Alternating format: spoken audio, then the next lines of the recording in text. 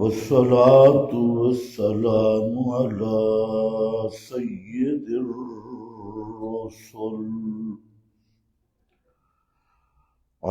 سيد الرسل وخاتم الأنبياء.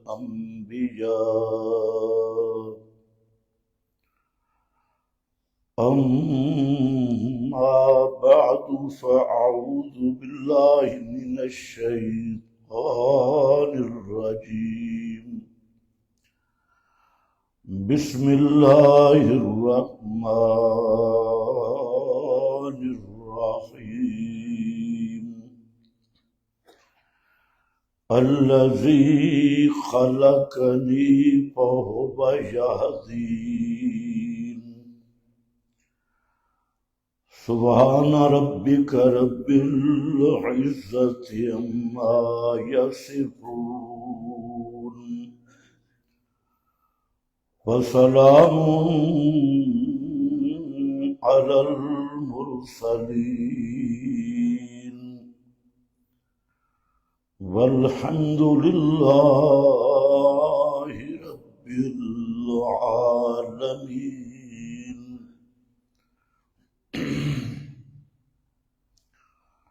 انتہائی قابل قدر بزرگوں اور بھائیوں، آپ حضرات کی خدمت میں سورۃ الشعراء کی آیت نمبر 78 تلاوت کی ہے، جس میں حضرت ابراہیم علیہ السلام کی ایک لمبی تقریر ہے جو انہوں نے اپنی قوم کے سامنے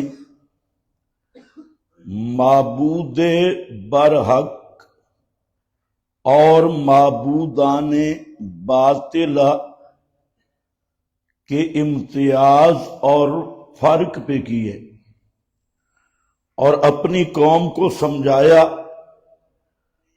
کہ معبود برحق کون ہوتا ہے اور جن کو تم معبود سمجھتے ہو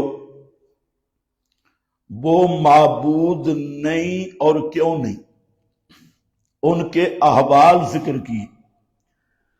یہ قرآن کریم کا ایک طویل اور لمبا موضوع ہے کہ اللہ رب العزت نے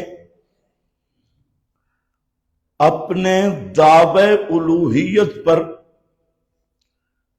کہ الہ صرف میں ہوں، میرے سوا کوئی الہ نہیں، اس کو کئی انداز میں قرآن نے بیان کیا، اور ان اندازوں میں ایک انداز یہ بھی ہے کہ کئی جگہ پہ معبود برحق کی صفات اور کمالات اور معبودان باطلہ کا عجز اور ان کے حالات احوال، ان کو قرآن تقابل میں پیش کرتا ہے تاکہ سمجھ آئے کہ معبود برحق کون ہوتا ہے اور معبودان باطلہ یہ معبود کیوں نہیں بن سکتے۔ اسی عنوان پر یہاں پر حضرت ابراہیم کی ایک لمبی تقریر ہے جس میں وہ اپنے والد اور قوم دونوں کو خطاب کرتی ہے۔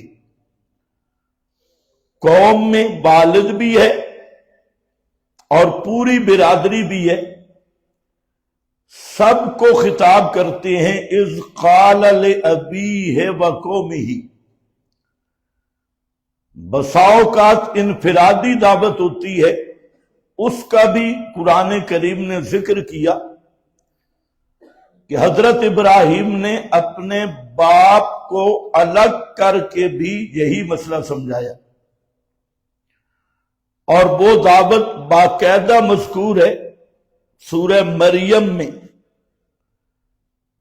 کہ جب تنہا باپ ہے اور بیٹا ہے تو حضرت ابراہیم علیہ السلام اپنے والد کو یہی مسئلہ سمجھا رہے ہیں، یا ابت لما تعبد ما لا يسمع ولا يبصر ولا يغني عنك شيئا، کہ یا ابت، اے میرے ابا جان، کیوں سورو پکار کرتا ہے، منت منوتی نظر نیاز دیتا ہے ان کی جن کا حال یہ ہے کہ وہ تیری پکاروں کو سنتے نہیں، تیرے حالات کو دیکھتے نہیں اور تیری بگڑی بنا سکتے نہیں۔ تین حالتیں ذکر کی، ما لا یسمع، وہ تیری سنتے نہیں، ولا یبصر، تیرے حالات کو دیکھتے نہیں، ولا یغنی عنک شیئا، اور وہ ذرہ بر بھی تیرا دکھ دور کر سکتے نہیں۔ یہ احوال ہیں معبودان باطلہ کے، اور جب اپنے معبود کی بات کرتے ہیں تو پھر کہتے ہیں ربنا تقبل منا انک انت السمیع، کہ ہمارے پروردگار تقبل منا، ہمارے ان محنتوں کو قبول کر، کاوشوں کو قبول کر، اور تجھے کیوں پکار رہا ہوں، کیوں استدعا کر رہا ہوں، اور بابے والے معبودوں کو کیوں چھوڑا اور تجھے کیوں پکارتا ہوں، تو اس کی وجہ علت بیان کی، انک انت السمیع، اس لیے کہ سننے والا بھی تو ہے، العلیم، حالات کو جاننے والا بھی تو ہے۔ جب سنتا بھی تو ہے، جانتا بھی تو ہے، تو ہی معبود برحق ہے اور تیری توحید کا مرکز بن رہا ہے، تو اس مرکز کی بنیاد میں تجھ ہی سے دعا ہے کہ تو اس مرکز بنانے کی محنت کو قبول کر لے۔ یہ اپنے معبود کا تعارف ہے، اور ادھر انک انت السمیع، اور ادھر ما لا یسمع، یہ تیری پکاریں نہیں سنتے، ادھر العلیم، ادھر لا یبصر ولا یغنی، جب جانتے نہیں سنتے نہیں تو کریں گے کیا؟ تو فرمایا سب کچھ جاننے والا بھی تو اور سب کچھ کرنے والا بھی تو۔ صاف اور سادی سی تقریر، جس کے سمجھنے کے لیے نہ پی ایچ ڈی کی ضرورت، نہ 14-15 علوم کی ضرورت۔ یہاں پر بھی اپنے باپ اور قوم کے سامنے، اور شروع کہاں سے کیا؟ تقریر کا لفظ سنو، قال هل يسمعونكم اذ تدعون، ابا جی، برادری، حل یسمعونکم، کیا یہ تمہاری پکاریں سنتے ہیں جن کو تم پکار رہے ہو؟ اذ تدعون، جب تم ان کو پکارتے ہو، او ینفعونکم او یضرون، یا یہ تمہیں نفع دے سکتے ہیں یا نقصان سے بچا سکتے ہیں۔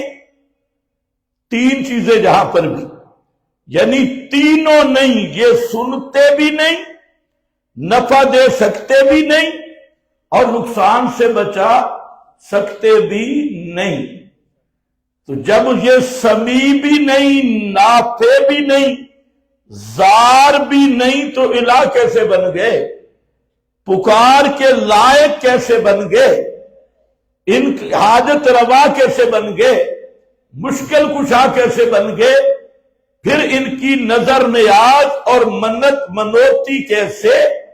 لیکن جو غور والی چیز ہے کہ حضرت ابراہیم کی اس تقریر میں اور اس تقریر میں، دونوں تقریروں میں مسئلہ الہ کی وضاحت کر رہے ہیں، لیکن شروع مسئلہ سما سے کرتی. مسئلہ الہ کو سما سے شروع کرتی، اور جب تک یہ سما کی بنیاد کٹتی نہیں اس وقت تک شرک کا پورا شجرہ خبیثہ وہ ختم ہو سکتا نہیں. شرک کی اصل جڑ اور بنیاد یہ ما فوق الاسباب سما کا عقیدہ ہے، اور آپ شرک کے خلاف جتنی محنتیں کریں اور اس کی شاخیں کاٹیں، اس کے پتے کاٹے، اس کی ٹہنیاں کاٹے، لیکن جب تک جڑ نہیں نکلے گی اس وقت تک شرک کا یہ شجرہ خبیثہ وہ کبھی ختم نہیں ہوگا. تو اس شجرہ خبیثہ کو قرآن کریم نے جڑ سے لیا، اور ایک ایک جڑ جس نو پنجابی چاہتے ہو نا مڈ تے رمبا رکھے، یہ مڈ تے رمبا ہے، اور شرک کے مڈ اور بنیاد پہ رمبا رکھنا وہ ہے مسئلہ سما کی تردید کرنا. اس لیے حضرت ابراہیم نے بنیاد پہ ہاتھ رکھا. آج مولوی حضرات اوپر سے ہاتھ رکھتی ہے، اور جی حاضر ناظر نہیں، اور جی عالم الغیب نہیں، اور جی مختار کل نہیں. یہ 1000 دفعہ کہتا رہا، حاضر ناظر نہیں، مختار کل نہیں، اور عالم الغیب نہیں. اس سے اوپر اوپر شرک کا بوٹا خراب ہوگا، لیکن اس کی جڑیں اور تنا یہ زمین کی گہرائی میں ہوگا. شرک کی جڑ کٹے گی جب کہے گا نہیں سنتے، نہیں سنتے، نہ سفارشیں سنتے ہیں. اوپر اوپر بے شک کہتا رہے، اور جی عالم الغیب نہیں. مشرک نے کہنا ہے ہم کب سمجھے، ہم تو قبر کے اوپر جاتے ہیں بابے کے، اس لیے عالم الغیب نہ ہوں کوئی مسئلہ نہیں، حاضر ناظر نہیں، فلاں نہیں. یہ کہے گا ہم تے روزے پہ جا کے پکارتے ہیں نا، ہم تو اوپر پکارتے ہیں، حاضر ناظر کی بھی ضرورت نہیں، عالم الغیب کی بھی ضرورت نہیں، بس بابا سنے ہمارا کام چلتا ہے. تو اللہ نے بنیاد پہ ہاتھ رکھا. اور جو مولوی کہتے ہیں نا میں توحید بیان کرتا ہوں اور مسئلہ سما کی نفی نہیں کرتا، وہ کتمان اور تلبیس کا مریض ہے، اسے توحید کا پتہ ہی نہیں. یہ توحید کی بنیاد ہے، مڈ ہے. حل یسمعونکم اذ تدعون، بات پھر اذ تدعون، وہی دعا پکار والا مسئلہ. جب تم انہیں پکارتے ہو، نفع بعد میں، نقصان بعد میں، ساری چیزیں بعد میں، پہلے اے بتا سنتے ہیں. جب سنتے ہی نہیں تو شرک کی جڑ ہی کٹ گئی. اب یہ کبھی شرک والا شجرہ خبیثہ یہ ابھر سکتے ہی نہیں. لیکن اگر جڑ اور مڈ باقی رکھا کہ نہیں جی یہ تو اختلافی مسئلہ ہے، یہ تو سنتے تو ہیں لیکن کر کچھ نہیں سکتے، اس کا مطلب ہے شرک کا بچہ تو نے محفوظ رکھا ہوئے، اور شرک کا اصل بیج محفوظ رکھا ہے، مڈ محفوظ رکھا. اوپر اوپر لوپر مار رہا ہے اور اوپر اوپر ٹہنیاں کاٹ رہا ہے، شاخیں کاٹ رہا ہے، اور شاخیں ٹہنیاں جتنی مرضی کاٹ لے، نیچے بنیاد شرک کی اسی طرح موجود ہے۔ اس لیے قرآن کریم نے سب سے زیادہ یہی مسئلہ بیان کیا، دعا اور پکار کا۔ آپ پورے قرآن کو دیکھ لیں، اور دعا اور پکار کا تعلق ہے سننے کے ساتھ۔ اس کی بنیاد میں سما والا مسئلہ ہے، اور اول سے لے کے آخر تک قرآن کریم نے جتنے فتوے اس مسئلہ پہ لگائے، اتنے فتوے کسی مسئلہ پہ بھی نہیں۔ مسئلہ بھی منسوخ قطعی، اور جیسے مسئلہ منسوخ ہے اسی طرح اس مسئلہ پر فتویٰ بھی منسوخ ہے۔ یہ بھی کسی مفتی سے پوچھنے کی ضرورت نہیں، آپ کہیں بھی دعا اور پکار کا مسئلہ پڑھیں، اس کے یا شروع میں فتویٰ ہوگا یا اس کے آخر میں فتویٰ ہوگا۔ فتوے کے بغیر اللہ نے یہ مسئلہ بیان کیا ہی نہیں، یا شروع میں فتویٰ یا آخر میں فتویٰ۔ اور اس کی وجہ یہ ہے کہ یہی توحید کی معراج ہے۔ اور دوسری لائن پہ دیکھو تو شرک شروع یہاں سے ہوتا ہے، عقیدہ سماعت سے۔ اگر سننے کا عقیدہ نہ ہو، قبروں پہ میلے ہوں گے؟ سننے کا عقیدہ نہ ہو، قبروں پہ نظر نیاز منت منوتی ہوگی؟ سننے کا عقیدہ نہ ہو، سفارشوں والے عقیدے ہوں گے؟ بابا میری تیرے اگے تے تیری اللہ دے اگے، یہ کوئی نہیں ہوگا۔ بالکل نہیں صحیح چل رہا، بالکل غلط ہے، یہ بالکل نہیں ہوگا۔ بنیاد پہ ہاتھ رکھو کہ ایک کام چلے گا۔ یہاں پر بھی یہی بات کی، قال هل يسمعونكم اذ تدعون، هل يسمعونكم۔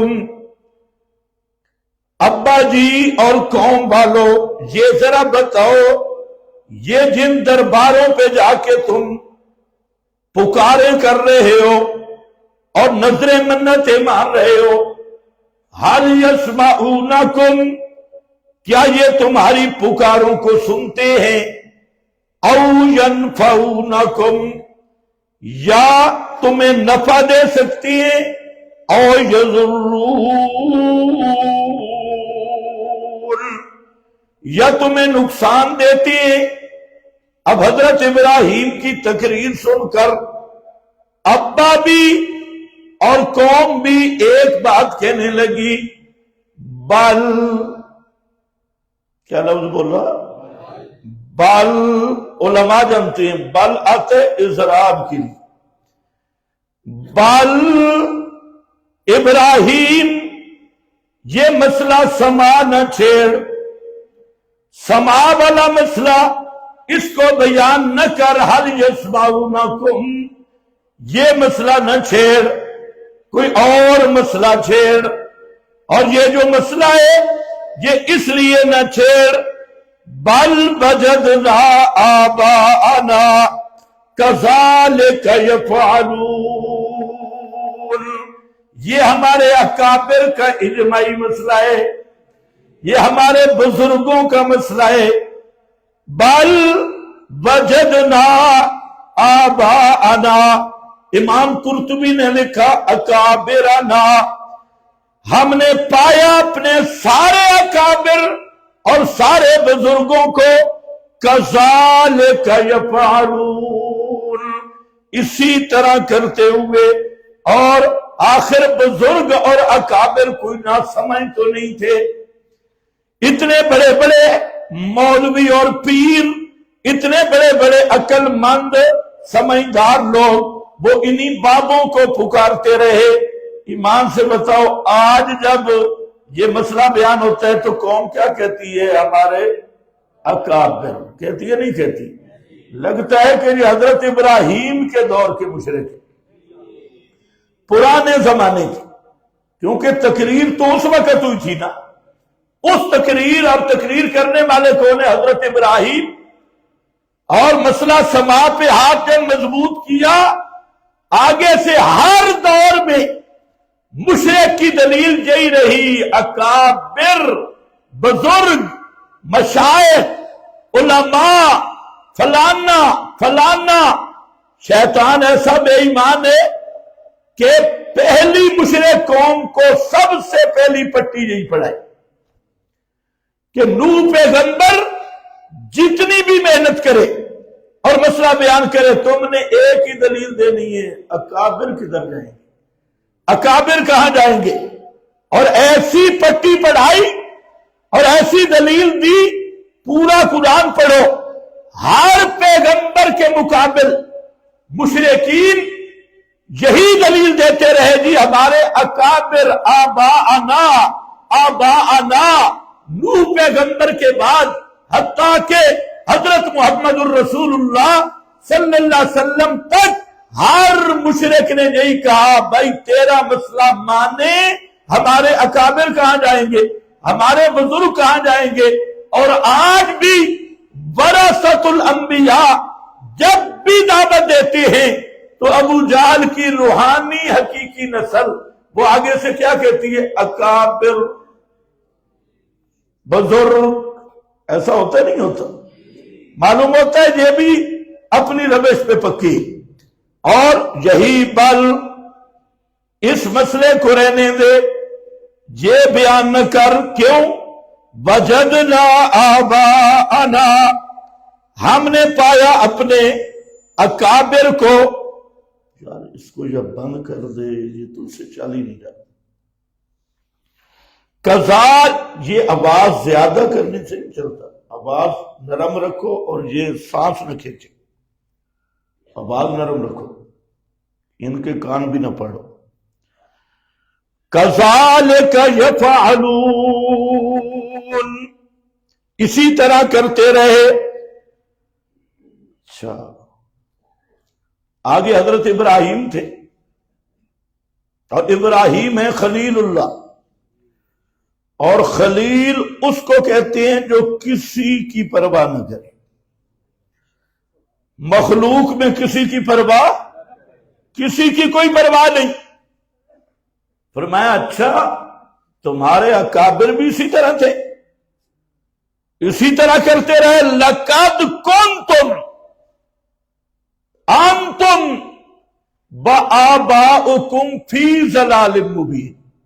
پھر تم بھی کافر تھے، تمہارے اکابر بھی کافر. اگر ان کا یہی نظریہ تھا تم بھی ضلال مبین میں اور تمہارے بزرگ بھی، یہ مسئلہ بیان کرنا بڑا مشکل ہے، اس معیار پہ آنا بڑا مشکل ہے، کیونکہ یہاں پھپھر کام جاتا ہے. لیکن یہ خلیل اللہ تھے، انہوں نے اچھا یہی عقیدہ تھا، وہ بھی کہتے سنتے دیکھتی ہے. فرمایا پھر جیسے وہ تم کافر، اسی طرح وہ بھی ضلال مبین، کھلے گمراہ، واضح. اب فرمایا میں کس کو پکارتا ہوں، میرا الہ کون ہے. تعارف شروع کیا، حالات بیان کیے اور اپنے الہ کا تعارف پیش کرتے ہیں. الا رب العالمین، مگر رب العالمین. رب العالمین الہ وہ ہے جو ساری کائنات کی ضرورتیں پوری کرنے والا. رب، رب اس ہستی کو کہتے ہیں جو پیدا کر کے اس تدریجن کمال تک پہنچائے، ہر حاجت پوری کرے، ہر نقصان سے بچائے. تو فرمایا میرا الہ تو وہ ہے جو سب کی ضرورتیں پوری کرنے والا اور سب کے نقصانات اور بدھی چھٹی کا مالک اور نفع نقصان کا مالک. رب العالمین الذی خلقنی، صفات شروع کر دی. وہ ذات خلقنی جس نے پیدا کیا مجھے، عدم سے وجود میں لایا، مجھے وجود بخشا، صلاحیتیں بخشی، مجھے مقام بخشا اور مجھے مرتبہ نبوت اور مقام خلت پہ فائز کیا۔ خلقنی، یہ پہلی نعمت بھی ہے اور کاریگری بھی کہ رب اور الہ ہوئے جو پیدا کرنے والا ہے۔ فہوا یہدین، اور وہی اللہ دونوں جہانوں میں رہنمائی کرنے والا ہے۔ زندگی چلنی کیسے ہے، زندگی کے مسائل حاصل کیسے کرنے ہیں، ضروریات زندگی ان کو کیسے حاصل کرنا ہے۔ فہوا یہدین، بس وہی اللہ یہی رہنمائی کرتا ہے۔ مطلب کیا ہے؟ پیدا کرنے والا بھی اللہ اور میری ضرورتیں ساری پوری کرنے والا بھی اللہ، وہی میرا الہ ہے۔ والذی ھو یطعمنی ویسقین، اور وہی اللہ جو مجھے کھلاتا بھی ہے، جو مجھے پلاتا بھی ہے۔ ایک کھلانا اسباب کے تحت ہے، وہ تو ہوٹل والے بھی کھلا دیتی ہیں۔ ایک کھلانا فوق الاسباب، روزیاں دینا بغیر اسباب کیے۔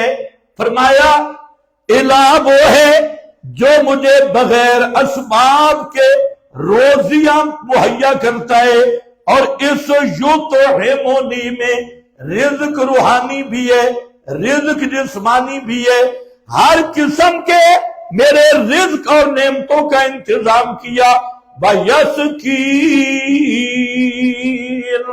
اور وہی ذات ہے جب میں پیاسا ہوتا ہوں تو مجھے پانی بھی وہی پلاتا ہے، مجھے کھلاتا بھی وہی ہے۔ وَإِذَا مَرِضْتُ، اور جب میں بیمار ہو جاؤں، وَإِذَا مَرِضْتُ، اور جب میں بیمار ہوتا ہوں، فَهُوَ يَشْفِينِ، وہی مجھے شفا دیتا ہے۔ یہ الوہیت کی صفات آ رہی ہے۔ پہلی صفت ذکر کی رب العالمین، الہ وہ ہے کہ پوری کائنات کا پروردگار۔ دوسری صفت ذکر کی الہ وہ ہے جو اس کائنات کو عدم سے وجود میں لانے والا، پیدا کرنے والا ہے۔ تیسری صفت ذکر کی الہ وہ ہے جو اس کائنات کا نظام چلانے والا ہے۔ فہوا یہدین، ساری کائنات میں اسی کا تصرف ہے۔ والذی، چوتھی شان ذکر کی الہ وہ ہے جو یطعمنی ویسقین، جو روزی کا انتظام کرے اور رزق کا انتظام کرے، کھلائے بھی صحیح اور پلائے بھی صحیح۔ پانچویں شان ذکر کی وَإِذَا مَرِضْتُ فَهُوَ يَشْفِينِ، اور جب میں بیمار ہو جاتا ہوں تو وہی مجھے شفا دیتا ہے۔ پیغمبر بیمار بھی ہوتا ہے،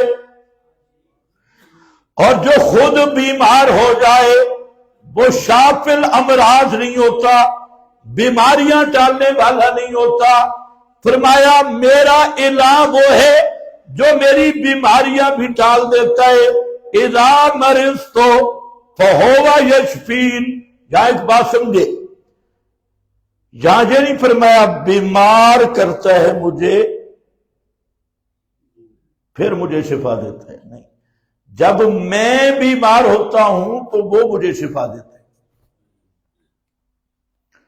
اگر آپ نے غور کیا اس لفظ میں، اذا مرضت، بیمار میں ہوتا ہوں، کرتا تو وہ ہے لیکن بیمار میں ہوتا ہوں، بیماری مرض کی نسبت اللہ کی طرف نہیں کی، اور یہی ادب ہے، کرنے والا تو اللہ ہے لیکن بیماری کی نسبت اللہ کی طرف نہ کرنے میں ادب ہے۔ ادب کو ملحوظ رکھا اور فاعل کو ذکر نہیں کیا۔ جب میں بیمار ہوتا ہوں، میں کرتا کون ہے؟ ادباً نسبت چھوڑ دی۔ اس سے ایک بنیاد مواحد اور مشرک کے درمیان نکلتی ہے۔ جو مشرک ہوتا ہے وہ اچھی چیزوں کی نسبت اپنے معبود کی طرف کرتا ہے اور بری چیزوں کی نسبت اللہ کی طرف کرتا ہے، اور جو موحد ہے اس کا عقیدہ یہ ہے کہ ہر اچھائی برائی کا خالق اللہ ہے، لیکن الگ کر کے نسبت اچھی چیزوں کی اللہ کی طرف ہوگی، اور یہی اللہ کی دربار کا ادب ہے۔ آپ نے کبھی مشرکین کو دیکھا؟ یہ کیا کہتے ہیں؟ بیٹا پیرا نتا، پیرا نتا، اور بیٹی پیرا نتی کدے سنی ہے؟ بیٹی پیرا نتی نہیں، بیٹا پیرا نتا، اور بابا بیڑے تارنے والا اور ڈوبنے والا۔ بابے کی طرف نسبت تارنے کی، ڈبونے کی اللہ کی طرف، بیٹوں کی نسبت بابے کی طرف، بیٹیوں کی نسبت اللہ کی طرف، اور اچھائی کی نسبت بابے کی طرف۔ کھوٹی قسمت اللہ کرتا ہے، کھری بابا کرتے ہیں۔ بیڑا اللہ ڈبوتا ہے، تارتا بابا ہے۔ یعنی مشرک کا بالکل الٹا ذہن ہے کہ جو چیز کو اچھا نہیں سمجھتا اس کی نسبت اللہ کی طرف، اور جس کو اچھا سمجھتا ہے اس کی نسبت بابے کی طرف۔ اور جہاں اس فکر پہ ضرب لگی کہ بیماریاں دینے والا اللہ ہے، لیکن جب گنتی کرنی ہے تو پھر کیا کہنا ہے؟ اذا مرضت، جب میں بیمار ہو جاتا ہوں، فَهُوَ يَشْفِينِ، وہی مجھے شفا عطا کرتا ہے۔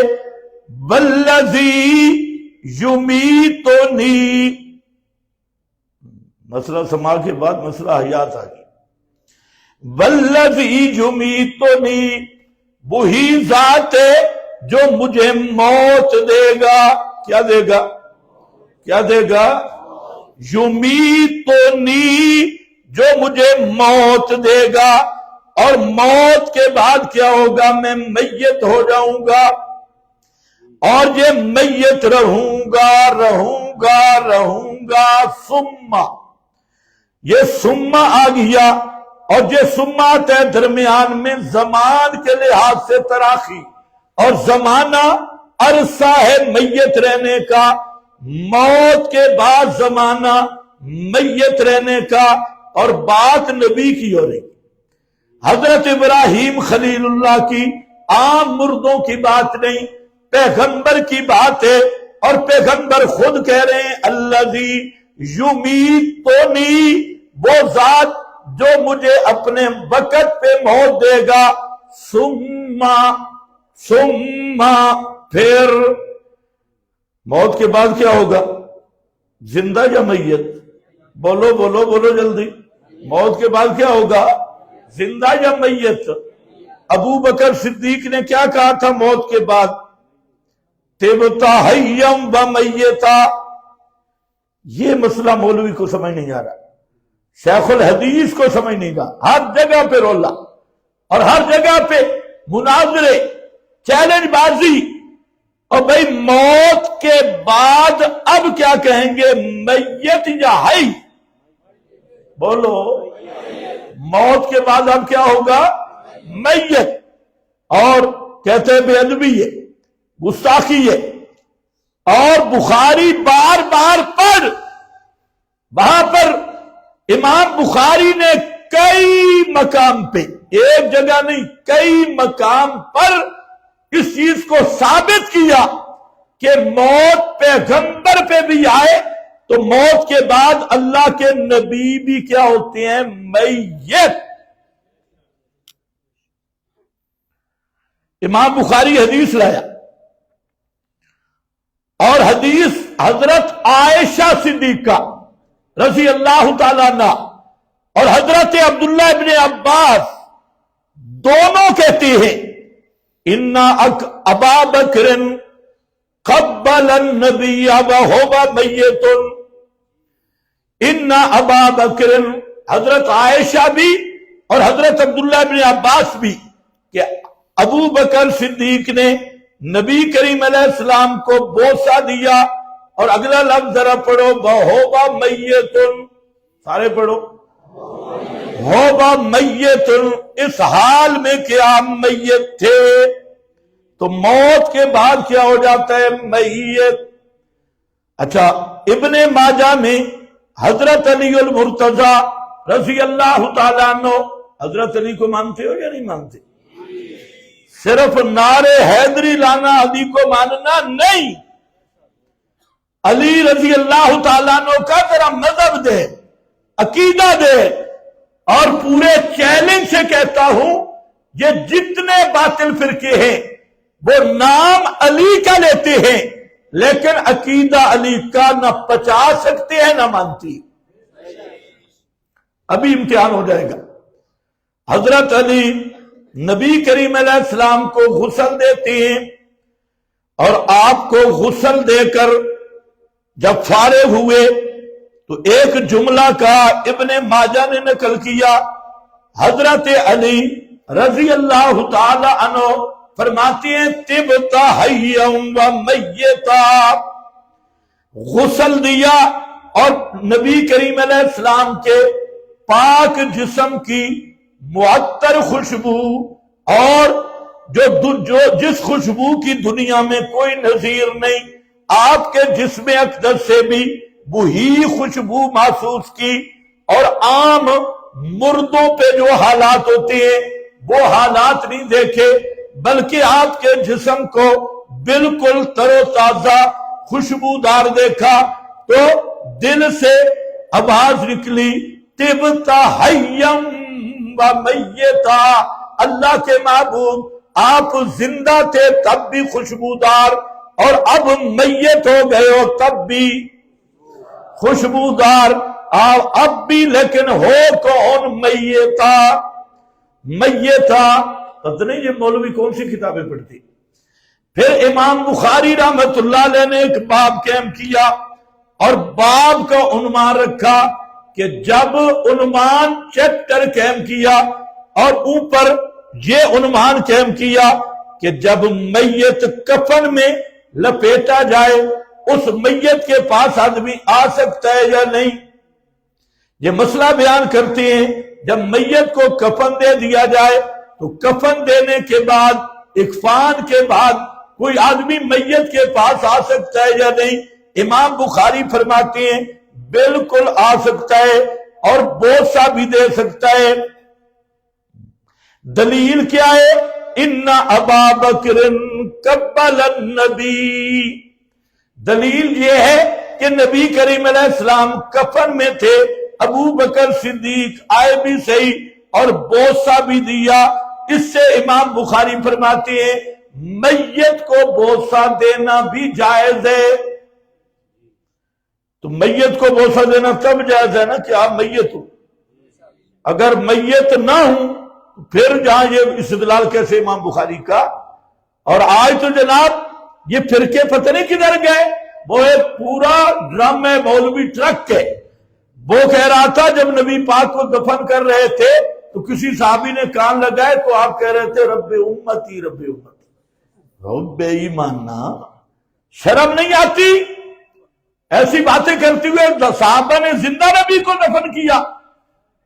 تو یہ ہیں وہ لوگ جن میں کوئی حیا نہیں، اور کوئی نہ اللہ کا حیا، نہ شریعت کا حیا، نہ کتاب و سنت کا. اور ایسا چھکا ماریں گے کہ شیطان بھی حیران ہوگا کہ میرا بیٹا مجھ سے بھی آگے نکل گیا. امام ابو داؤد یہ محدث ہے، اس نے باب قائم کیا باب الاضحیۃ عن المیت. میت کی طرف سے قربانی کرنا، میت کی طرف سے قربانی کرنا جائز ہے کہ نہیں؟ فرماتے ہیں جائز ہے. کیوں؟ فرماتے ہیں حضرت علی نے نبی کریم علیہ السلام کی وفات کے بعد نبی پاک کی طرف سے قربانی کی، لہذا میت کی طرف سے قربانی کرنا جائز ہے. تو مطلب یہ ہے کہ موت کے بعد کیا ہو جائیں گے؟ میت. بولو ٹائم ختم ہے. کیا ہے؟ میت. اب یہ میت کا دورانیہ کب تک ہوگا؟ دفن تک.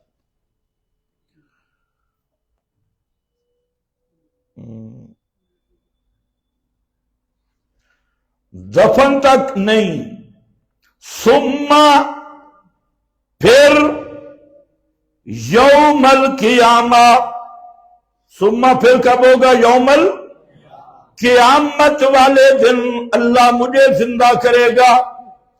اب یہ آیت ہے سورہ شعراء کی، اور اس میں آپ کوئی تفسیر اٹھا کے دیکھیں، آیت نمبر 81 ہے، اردو کی، عربی کی، سب حضرات نے یہی لکھا کہ دنیا میں موت دے گا، میری روح بدن سے جدا ہو جائے گی، اور پھر المراد بالاحیاء والذی یمیتنی ثم یحیین، اے یوم القیامہ، پھر قیامت والے دن اللہ میری روح کو واپس کرے گا اور میرے اس جسم کو زندہ کرے گا۔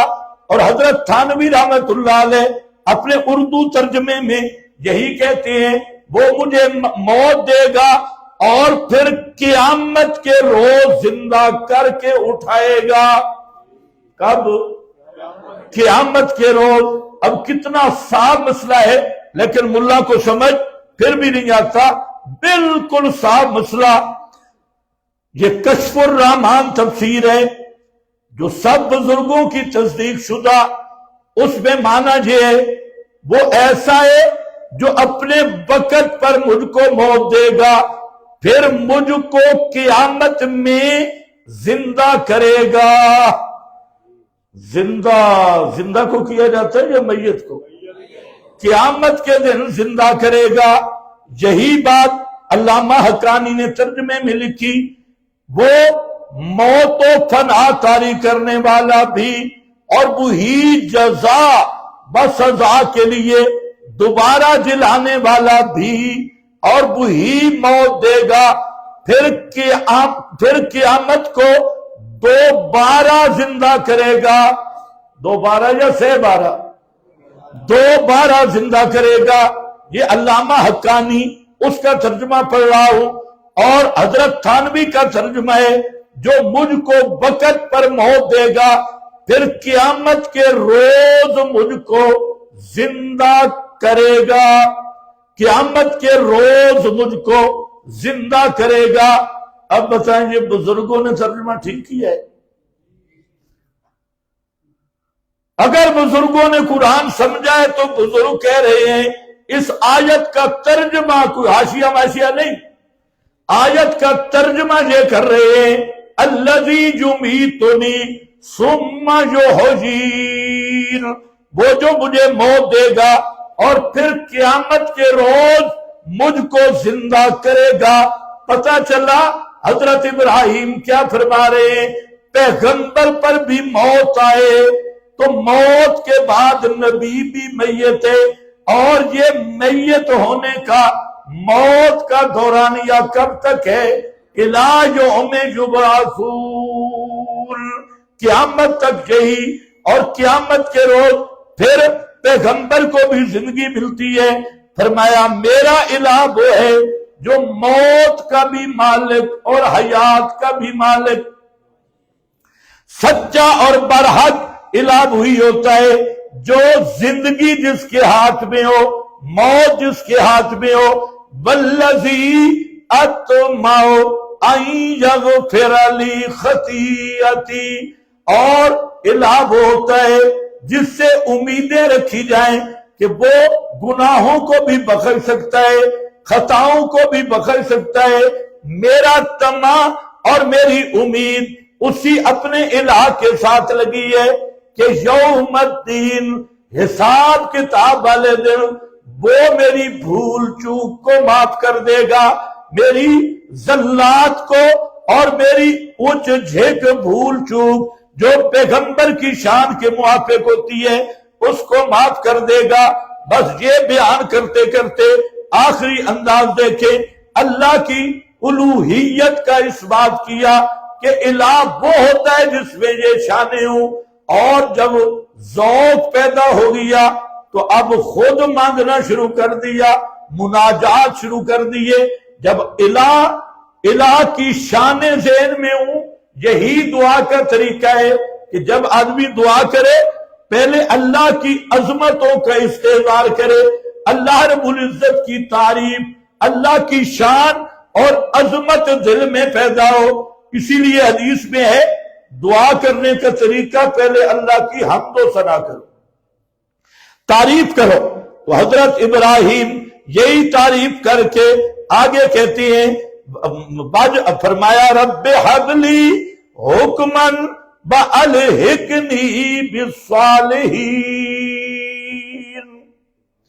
بآخر دعوانا